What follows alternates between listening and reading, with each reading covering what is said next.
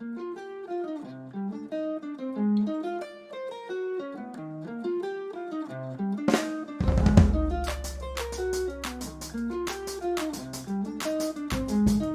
I'm going to have you introduce yourself, because I'm going to say it, you're in the category of solar cooking maniac, like I am, where once you got the bug, you didn't stop. So name, rank, and serial number, and Okay. and your where did you start solar cooking? Okay, my name is Mark Shook, and originally I'm from Colorado. And my kids came home from school one day. I was in my 40s, and they said, "We cooked hot dogs with the sun." And I said, "No, you didn't. It's impossible. That can't be done." And they got mad and said, "Yes, we did." And so we sat down and they showed me what they did.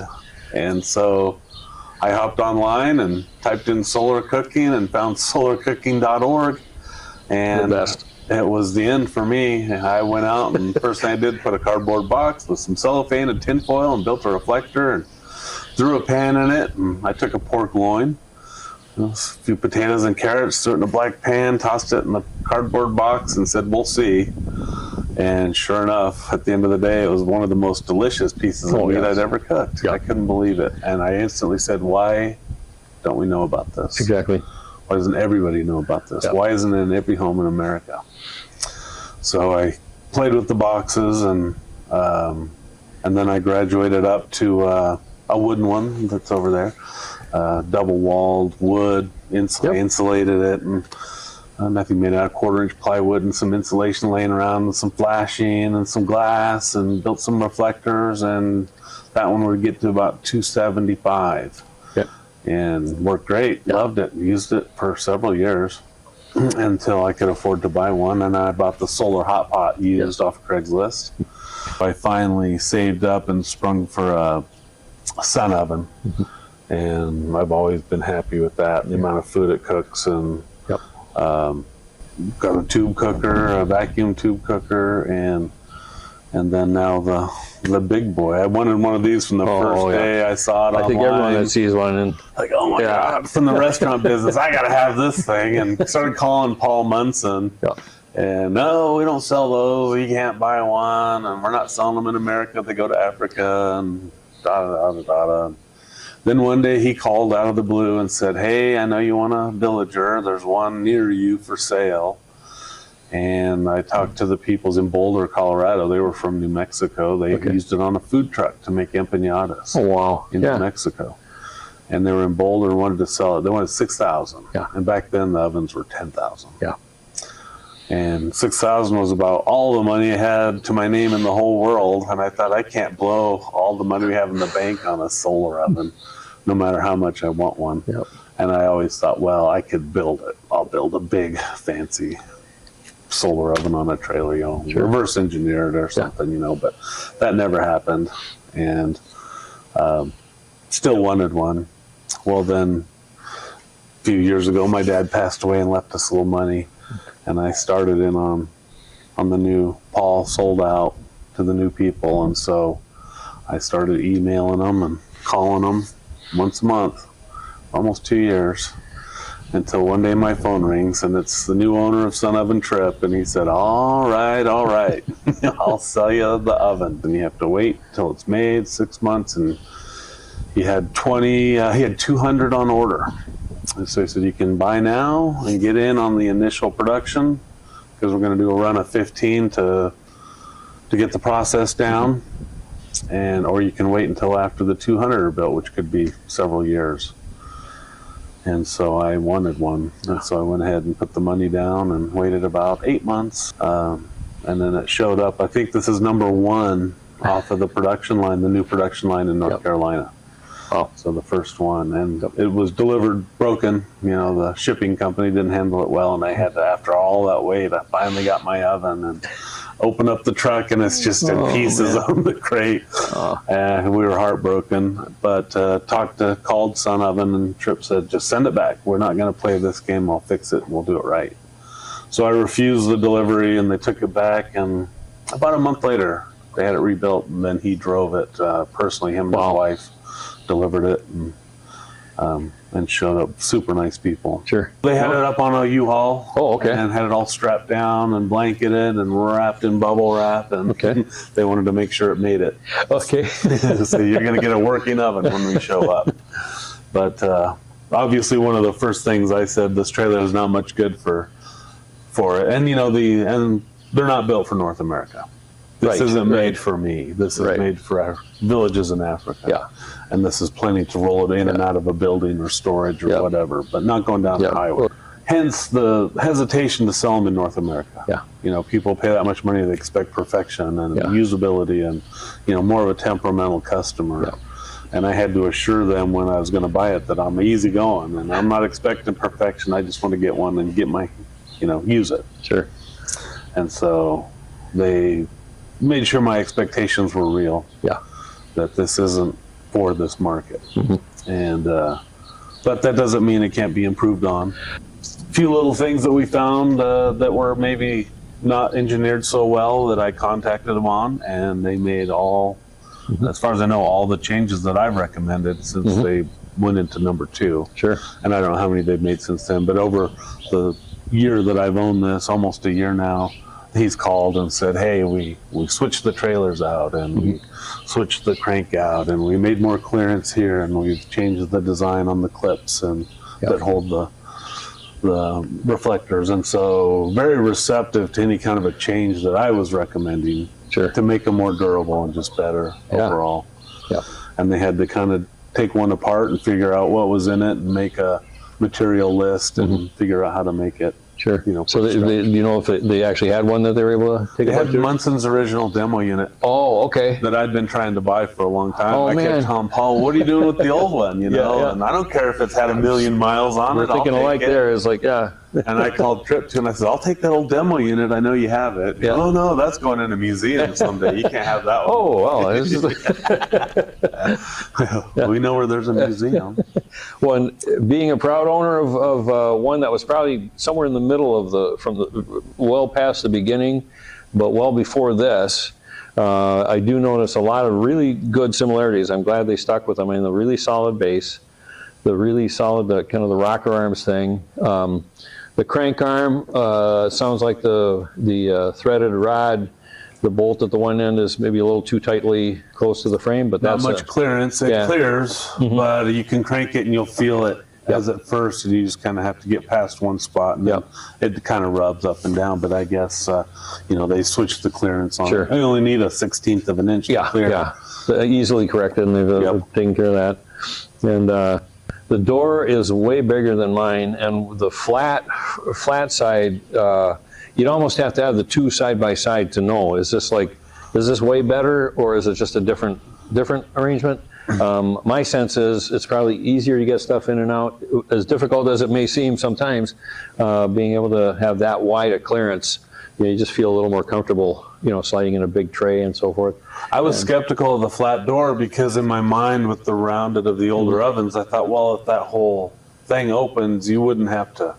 This one, I feel like I need to crank it up to open the door, put stuff in, and I thought maybe with the older design, you could just open it up no matter what. Tripp had mentioned that just use this and find any flaws and, use it in the wind and don't be nice to it. Let's find the weak spots and fix them. And then once they're caught up, he's going to switch me out with another one of the door design. So basically the beta tester. Yeah. Which is right up my alley. That's okay. Yeah, fine with it. Yeah. Plus, I got my hands on it early. Well, and that you're approaching 400 degrees, 200 Celsius. Yeah, pretty regularly 400. Almost every time I've cooked, it runs right at 400 if you have it aimed. I mean, so it's one thing that if they would have gotten anything wrong, where it would be a total deal breaker, no matter how much else was really good, if it didn't get up to that kind of temperature, especially you're talking, and describe what your food service business was before. Oh, okay. Well, we do wood-fired pizza. Before that, I was barbecue. Just wood-fired cooking in general. So I have big Italian wood, 3,000-pound wood-fired ovens. Sure. And so this was right up my alley for, big industrial smokers, big wood-fired ovens. And so this is a big, industrial size cooker. And we played around with pizza in this and haven't perfected it yet.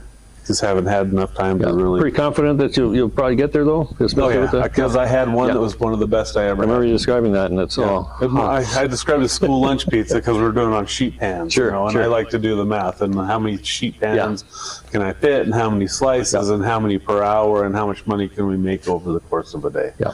So the numbers on this crunch out pretty incredibly if it were the product I wanted to serve. Sure.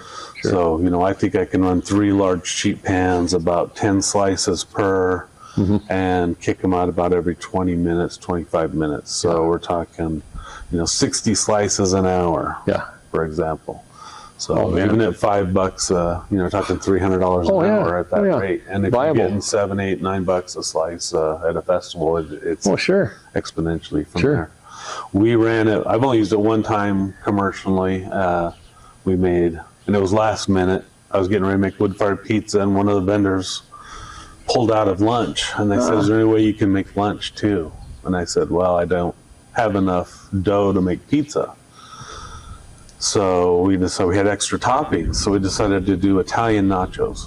So we just laid chips down, pizza toppings, mozzarella cheese, and threw them in. And I was doing 2 sheet pans at a time, 7 servings per sheet pan.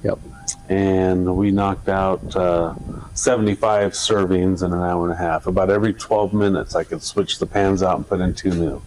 So 12 minutes at 400 degrees to melt those nachos. And we never had a line. We were kicking it out as fast as they were showing up. It was amazing. And so the first day we made $1,000. You know, so I thought, well, it's not going to take long to pay for itself if we can do those kinds of numbers. Eventually, people are going to have to decide, you know, how are they going to cook? How are they going to cook without gas? And wood is, I mean, I can't imagine, you know, as much as everyone likes wood-fired pizza, where can you get all the wood to feed all the people? It's labor intensive, and it's it's expensive, and it's finicky. It's hard to do. You have to master that thing, you know. Fires burn differently, and wood burns differently. It's a real bear to get it right. So this, you know, every time I use this, by not having to put wood or gas or electric, that's just more money in my pocket. That I keep. So every time I use it, the more I use it, the more I get paid back. You know, and even though wood-fired ovens have been paid for years, I got to go get the wood. I have to sit there for 3 hours and tend it while it gets hot. I have to constantly feed it as I work. You know, it's kind of a nightmare. And it was such a blessing with this just to point it at the sun. And I got to talk about it. Everybody gathered around, what's this thing? You know, so I spent my day talking about the equipment and selling food other than throwing wood, feeding a fire, a never-ending hungry machine that I can't keep it hot enough. You know? It is a conversation starter. Now there is the conflict right now with states. You know, they want to go green, they want to go zero, but then they also want to regulate the food industry. You have to have NSF and blah blah blah. So there's kind of a conflict there between, you know, the state health departments and what the initiative is, the philosophy of the state to go green. So they're going to have to communicate and reconcile that this is okay. Now, the health inspectors I know don't care how you get there as long as you get there. You know, I had a health inspector who told me one time, I don't care if you light a fire on the concrete and hold your hot dog over the top. As long as that hot dog hits 165 and it's held properly, you're not going to kill someone with botulism or something. And so the same goes with this. Our local health department treats this like it's a smoker. You know, a wood-fired smoker. You know, they walk by and then my gauge says 400 degrees. That's fine. They don't care. They don't ask what happens if the sun goes out. I do have a propane attachment, which I tell them if I need to, I can heat it with propane. And that's good enough. Or we would stop cooking and be done for the day. You know, I'm not going to serve cold, undercooked food. And that would be the same as if you ran out of propane in your food truck or your restaurant, or if you ran out of wood in your oven. You know, you'd have to do the same thing. Well, so we are now, you and I, it's you, me, Susan Regali, New Mexico Solar Energy Association. Why do I keep thinking there's a 5th villager that I know about? I mean, as I mentioned yesterday, one of my goals is if as many of these villager owners in the States as we can find is, just have kind of our own little, it'll be like sharing tips on what if this part goes bad or whatever. I mean, if the trips, bless them, hopefully they will be able to continue. And you and I will agree, hopefully we can market in the States. Yes. Maybe through producing more, the cost could come down. Maybe they could re-engineer it so it is lighter and the materials are less costly or something. But to just have people that will know how to troubleshoot, like what if the worm gear goes bad or something? Is it something you can replace on your own if heaven forbid the trips, those 200 are the last 200 they build, Right. Which I can't believe that it would be, because there's an ever-growing demand for it across the world. I think there is. Yeah. I really do. Yeah. And then potentially they could UL list these with a stainless exterior, interior washable, maybe thermostatically controlled backup on the propane. Yeah. Oh, you set your temp at 275, and if you drop below that, it'll automatically ignite. And they could probably get a UL listing or an NSF listing that would make it commercial ready. Sure. Most commercial restaurant equipment will be NSF, and it basically means it's stainless steel, it's cleanable. Refrigerator will have a switch that when you open the door, the compressor kicks on so that the temperature won't fall down and have to recover. Okay. It'll start recovering as soon as Sure. you little things like that make them NSF for So that might safety. be one organization to glom onto with, just to maybe started the conversation yesterday about it, because again, like folks like you, Susan Regali, the Le Presage folks who are using a Scheffler reflector and have totally bowled over whatever regulators they have in Marseille, France. They've built the foundation with all the approvals to have a totally solar thermal cooking restaurant. It's long overdue here. You got to find the loopholes to work your way around it. Yeah. And, sometimes it's better to ask forgiveness than permission. Yes. Well, and that's the current state of affairs for sure. And what I'm hoping to get to in a year or two is to build up a threshold where I'm thinking Hennepin County, where Minneapolis is, get a county board member for the area where I live, my city council member, who I know will be on board. The park board, I had 3 park board candidates when they came across this Open Streets event and the simplicity and everything. They're like, oh, tell me what to do. What can we do to get it into the parks? Being able to have those allies, and then the only one left probably would be like a state legislature to say, okay, let's all meet. Since you're all different government entities, it doesn't have to be an open meeting law thing where everyone and their uncle has to be there, and and come up with a game plan to where we can make this happen. I know some places to start, but at NSF, I hadn't even thought of that. One thing that has come up on the World Network is getting to the pot manufacturers. If you pull up the ones that are made for induction cookers, at least, and maybe a lot of them have them, they got a symbol for halogen, for gas, and then one for induction. They'll say this is good for induction. It's got the right stainless steel or the right steel alloy, what have you. And to be able to add a 5th or 6th one, that's just a sun symbol saying this is good. It works in a solar cooker, which will be pretty much every pot or pan. Well, that's what I was going to say, that the general public doesn't have enough knowledge about these yet to push from that end. Yeah. Except for that when they see it, the enthusiasm is through the roof. Yes. Once they open their eyes and say, golly, I didn't know you could do that. Then they're all behind it. Yeah, let's check this out. It's amazing. Yep. A lot of, unfortunately, these cookers, when they say, well, where do I get one? How much is it? And you go, well, that's $500. They go, I could buy a new indoor stove for that. Yeah. I come from, the cooking background, restaurateur. I love to cook. That's the whole thing. I don't care what I cook in necessarily, but the bottom line is, how's the food? Yes. And frankly, there's something about these, especially with stews, beans. You can't make dry beans any better than you can in the solar oven. They make the best. We take ours camping. And I don't know how many times we've been set up in campgrounds cooking. And people come by, what is that? And you welcome to the club. It's a solar cooker. I've never seen such a thing. Well, I'm going to do a little kind of walk around with 1 or 2 of these, and if we can just I don't know if let's do it. Like highlight what's really what you really like about it. I mean, it's obviously it's a keeper, and you're going to use it for pretty much like everything, the way it cooks for sure, the size.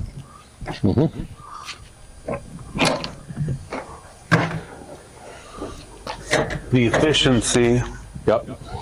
obviously.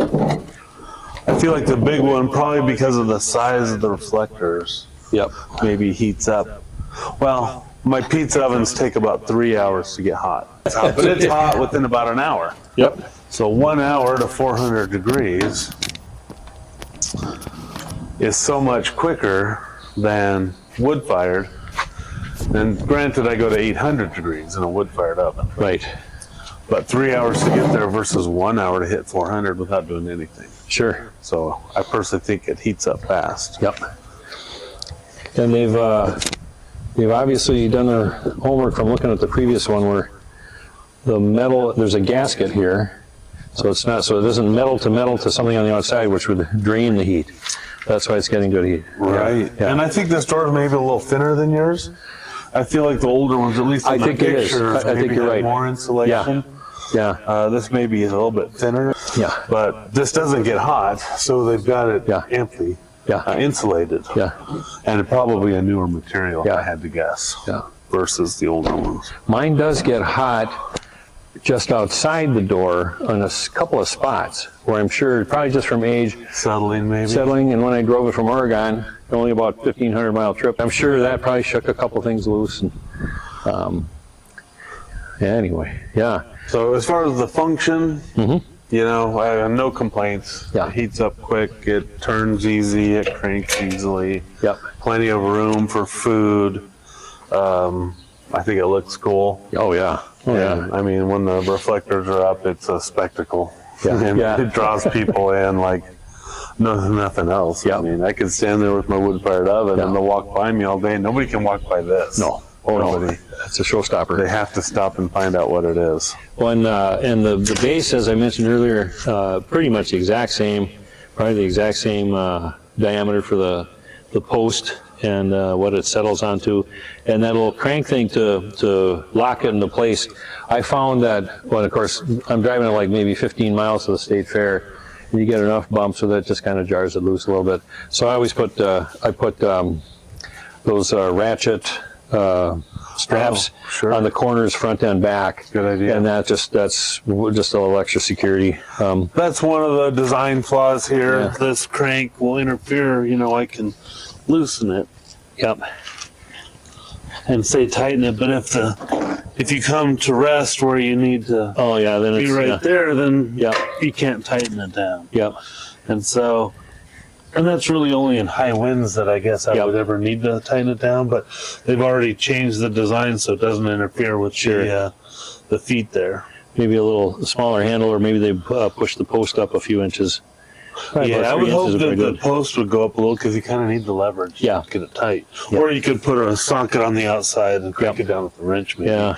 But I found out the hard way because it was windy. And I called Tripp. I said, it's windy. Should I set it up? Because use that thing. If it breaks, I give you a new one. Okay. But he wanted to know too. Sure. And so it was being moved by the wind. And so I went to turn it down. Yeah. You know, I had it aimed, but I couldn't crank it down. Yep. And so without moving the trailer, which I was you have about to say level, that's about the only other option at that point. yeah. Yeah. And you keep it leveled, Yeah. you know, so once it's up, I'm not going to take these jacks out from underneath it. No. No. Not with this trailer. Yeah. If the trailer were more heavy duty, then yeah, Yep. you can probably do that. Yeah. I got to get a couple of them for mine because I never have it quite level. It's never a big deal, but boy, I think it helps when you are cranking it just for the extra weight. If it is level, you got, I don't know if it's a thing with center of gravity or whatever, but Well, and the tray on the inside too keeps level so that if Right, if right. your trailer's off level, then your food's going to roll Yep. one side or the other. yeah. Yeah. So I try to get it pretty level. Yeah. And then you can film it from down here Oh, if yeah. you want. You can see I don't know if Yep. we're going the right way now. Here we go. So as we come up, you'll see it right here. And it just hits right there. Oh yeah. See Yep. that? Yep. And so there it popped out. Now I've got some clearance. But there's times when that just interferes. Right Yeah. Yeah. So they just need a little extra. And actually, now that I see that, I think I just saw the fix. Uh huh. What I need are some washers inside of this It's held on by a pin. Oh, All I gotta do is put some washers behind it. Oh, sure. So I'll be able to fix that myself. That's funny that I've never paid attention. Yeah. And then I could actually a couple washers on the inside and the outside, and then I could get it exactly where I want it. Oh, yeah. So easy fix. Sure. And also taken care of by the company on the other unit. Mm-hmm. But yeah, that's the first time I've watched that move. Yeah. Because sometimes I cranked it up with problems. Other times I'm like, it won't go. What's going on? Well, now I know. It just needs spaced out better. Yeah. And then, you know, little things like rivet placing and things like that and bolt placement. Yeah. But I think some of that was because they had to take it apart and fix it and put it back together. Yep. Now, was this the one that arrived with this in there? So they did fix it? Because it was the only one. Oh, cool. Okay. So they would have had to start from scratch. Sure. You know, and they were just in the process of starting number 2. Sure. After they delivered this one.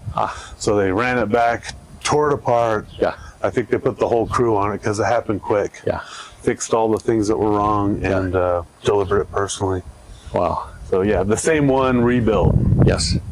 So I expected some issues, you know, even they had smashed the flashing. And the flashing is wimpy to begin with. Yeah.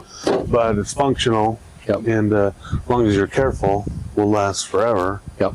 But yep. That's really about it. Oh, there's an issue with the door that I told them about. As this door heats up, it swells. Right. And so, like now, it opens and closes easily. Right. Once it gets hot, there's a little bit of an interference in there because the tolerance is real tight. Yeah. And so, you know, the times when I want to open the door, I got to stick a little screwdriver in there and just pop it out. Yeah. But they've changed that, and that could be an easy fix just by recessing these inner striker panels a little bit. Oh, yeah. Because that's where it hits. It just won't release, and it'll try to grab. Oh, sure. You know, this will grab on. You can see it right there. Yep. And there's a little spot on this side, same thing and it's only when it's hot. It doesn't come close when it's cold. There's no way that an engineer would know that until they heated it up all the way and then tried to open it. Yep. So it's definitely, and I know I mentioned it yesterday, the handles that lock in place like that, way better than the slide arm ones that go in kind of like it's almost like a, not kitchen cabinet. Like a gate or it just slides into another little thing. And driving from Oregon, I mentioned, you know, maybe 100 miles into the trip, I look in the rearview mirror and it's already dark out, but I can see something kind of flapping on the side of the cooker. I go, what the heck? Well, it was the door had jarred loose, and so. Some of the little clips that hold, so the reflectors have the hinged secondary panel, and those are clipped into place when you close. Right. And they don't hold as you're closing, so you have to squeeze the. And I told Tripp about that, and he addressed it as well. Yep. It's like this when I open, so it starts to open up. Yep. Because those clips don't grab. Right. There is a clip there. Yeah. But it won't hold it. Yeah. And so you have to be careful. Some of them hold. Yep. Some don't. I think 2 hold and 2 don't. Sure. So as you're putting it up, you just have to. You can see the clip down there on the. Yep. And it's just not grabbing. Yep. Not a big deal. Yep. But annoying, and for the North American market, it'll have to be addressed. Yes. Not everybody's going to be mellow about that. It would break the glass, you know. As the reflector comes down, it could swing down and break the glass. And it's just I wouldn't trust people to do it right. When I can say from my model, this is pretty much picture perfect, exactly like mine with the bracing or brackets, whatever, and then they've actually sealed out with looks like silicone. And this is good and sturdy, hard heavy-duty steel. Yeah, that's what it needs because they're very heavy. The other item that's pretty much the same, and you have got them to do this because I have that kind of silicone gasket thing, and it's got to be 10 years old, and it's practically powder. That's it. Pretty much the same. Here's what it came with, and I kind of mocked him, like, really? This is what you're going to put here? Yep. It doesn't even stay. No. I'm like, what's... Yeah. I'm like, you might as well just take these with you. And about 3 days later in the mail, he sent these and said, there you go, that's better. And it is. That's a good fix there. And this would be where your propane wand would go, right? Yes. But I suppose it wouldn't matter which side, because you got well, it does, because this has this... oh, right. Yeah, that's the bracket to hold it. the bracket to I remember hold that now. the... and I can set it up real fast, so I got it out here. Yeah. So you put the... There's a chain. Because that is the other feature that, you know, for the cost, makes it worthwhile for what you're talking about, for commercial endeavors, where, okay, sun, let's say 2 out of 3 days, but that third day, maybe not enough sun, you could resort to the LP. Well, and Okay. you know, when you describe a solar cooker to the general public, it's always the first question. Yeah. You know, with the little grin on their face and Yeah. twinkle in their eye. Gotcha. Say, you can't cook on a cloudy day. You know, like they want to find a flaw. Right. And I say, well, it does have propane backup. Yep. And they go, oh. Yep. It's like they don't want it to work. Yeah.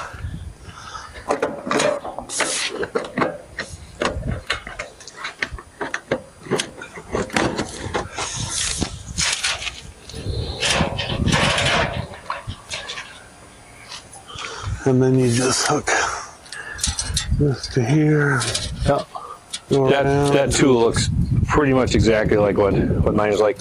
My vent thing, I'm thinking now, my vent is, I think it's a little wider, and that's what I'm thinking, the weight bearing tube is all I've got, and then that sticks into that.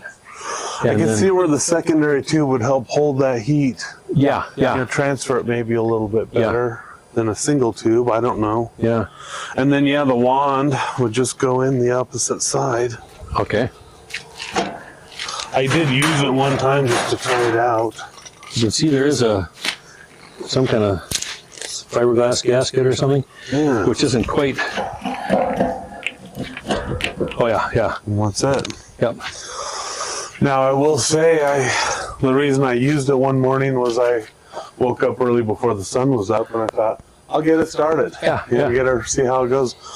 But the propane does not heat it up as fast as the sun does. Really, really. I was up to about, it took me over an hour to hit 250. Oh wow. And then the sun popped up, and I turned it off and pointed it, and straight to 400. Wow. So while it does work, it's not as efficient as the sun. Wow, wow. You know, and that actually is kind of parallel with the Fusion, because when it's focused correctly, it should be in the 350 to 400 range, but it won't get more than about 250, they say, with the heating element going.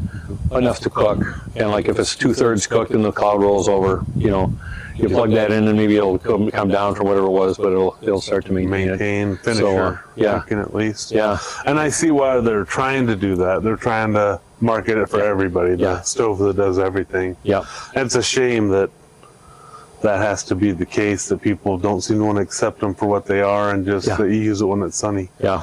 But We're spoiled here. We gotta have a AAA quality stuff. that may change naturally someday. Well, and just learn to use it for what it's designed for. But for me, we get lots of sunny days, and if it's not sunny, we cook a different way. Now, do you have an extra? Is there an extra piece that goes on the end there? No, That's it. Okay. that's it. Just I wonder if that might be part of the issue, because mine came with a thing. It must have been 8 inches long. You know, like a big thick sausage, with vents off the side that screwed into something like that. So go about maybe about as long as that wrench, maybe a little shorter, and then just wider than that by half an inch or something across, and then just vents all the way around. So the gas would actually. Here you might just have the one flame doing this, whereas this one would heat in all directions. break it out. Yeah. Yeah, I was a little sketchy. Put lightning in it. I thought it's just a piece of pipe with gas coming out. Yeah. But it lit okay and it worked. But Yep. I wondered about In it. fact, I'm looking for that thing because I brought it to our community school garden, Lindale School Garden, where they have a garden with the kids and the parents maintain it. And so I brought the villager there with all this stuff, not expecting to use it because it was supposed to be a full sun day, which it ended up being. and that attachment was, I'm pretty sure it was on it, but somehow it wasn't on it by the time I got home. I don't know if someone stole it or if it fell off from bouncing around the city streets. It's only like 3 blocks away, but Well, Trip may see this video and go, "Hey, that's supposed to have that piece That's on right. the end." I don't That's know. You know? I'd be curious. well, once you give me his contact, we'll connect and we can do like a 3-way email, so just we're all on the same hymnal, you know. Yeah. And I wish I could find it, but I described it to someone. They said, "Oh, I think they call that a whatever," and I Googled it, and I couldn't find anything like it. But It would almost be like a diverter baffle or a heat, dispersal. It's gonna, it's gonna make it more even. Instead of just a flame shooting out, it's gonna hit the end. And it's gonna come out all the way around. Yep. And this only if it stops at that. I'm sure mine goes in further too. So if it like hit the center of the pipe, then it would evenly heat across. This will go in, but it's got so much new paint on it. Oh, you yeah, have to sure. shove it in there, and I've been reluctant to scratch it all off and make it fit in and out smoother.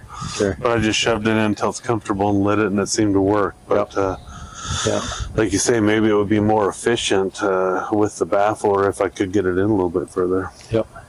I'm not the type that's going to probably use it much. I'm not. No, if I need it, I'll fire up a charcoal grill or something. One of the reasons I bought this too was in a grid down scenario, lose power, lose gas, whatever. This is big enough. I live in a small town. I could cook for everybody. And in that type of a situation, having something like this, people could bring me a leg of deer, we cook it, and I get a slice off of it. You use my equipment, and heck, a small deer fit in here. You could just roast the whole thing. Yeah, you could probably put a pig in there. half a rack. Or we can purify water if we have to, or whatever. So as a survival tool, it's nice to have. It's fun just as a passion and a hobby and a business, but also in a survival situation. It's perfect. So it hit on all the cylinders, and I never cared what it cost. I want one, and we're going to have fun with this thing. The nice thing about the lower trailer is, of course, now it's the lower center of gravity, and I'm not sure that I think my wheels aren't that much further out, because that's the trouble. This is probably, I calculate it's probably 600 pounds. So this is probably weighing way more than the trailer. Shipping weight was a little over 1,000. Okay. It was. They thought about 1,000 pounds total with the unit and the trailer, and probably all the gear. That it comes with a lot of accessories. It just totes full of accessories. I mean, everything you could think of, even the dolly to move the trailer around came with it. I'm kind of leaning towards buying an enclosed trailer, like just a 6x12. Sure. That I could roll it up in on a ramp. Because I like it stored inside. I don't want it sitting outside weathering. So I store it inside anyway. And if I had that little trailer, then I could D-ring it to the floor. I wouldn't worry about the wind hitting the thing or the rain. I could haul it down the highway, and when I get there, unhook it and roll it back out to cook on. And then you can store, you make it sleep in there while you're there, whatever, inside the trailer, you know. You could double duty, but that way I've got storage. Right now I keep in a shipping container, and it's kind of a bear to get in and out of there. Are you just doing it manually with the dolly? Or are you? I push it around manually with the dolly, but to get it in the container up my driveway, I'll hook it to my Jeep and pull it around.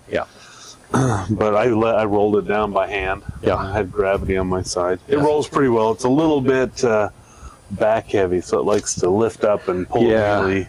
It's like, oh man, I'd be more comfortable if it were another maybe 6 inches. Another 6 inches forward, it would be more on the tongue than on the back. So it's they definitely tried to move it forward, but not quite there. And people don't get it. It's almost like hidden technology. It really is. It just should be mainstream.